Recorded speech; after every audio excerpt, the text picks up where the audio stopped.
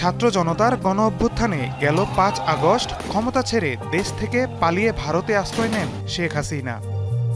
পালিয়ে যাবার আগে বাংলাদেশ পরিসংখ্যান ব্যুরো BBS জানায় ২০২৩-২৪ অর্থবছরের তৃতীয় প্রান্তিক জানুয়ারি মার্চে জিডিপি প্রবৃদ্ধি হয়েছে ৬.১২%, যা আগের প্রান্তিকের প্রায় দ্বিগুণের কাছাকাছি।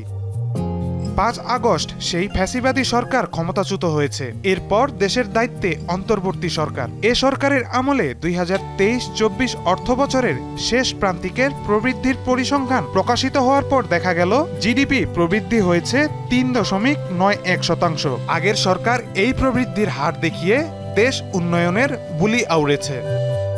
এবার এ বিষয়ে মুখ খুললেন অন্তর্বর্তী সরকার প্রধান ও নোবেল জয়ী ডক্টর মোহাম্মদ ইউনূস।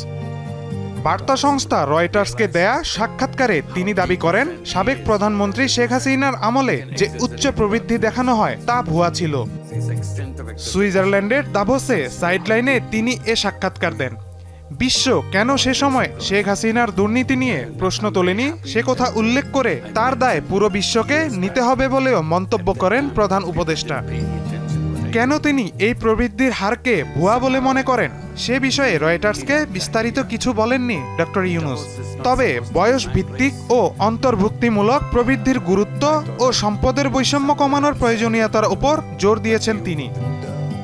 বাংলাদেশের এই কঠিন সময়ে চীনকে দীর্ঘমেয়াদী বন্ধু হিসেবে অভিহিত করে ডক্টর ইউনূস বলেন, নয়াদিল্লির সঙ্গে টানাপোড়েন সম্পর্কে ব্যক্তিগতভাবে তাকে অনেক কষ্ট দেয়। বাংলাদেশ ভারত সম্পর্ক সবচেয়ে শক্তিশালী হওয়া উচিত বলেও দাবি করেন তিনি।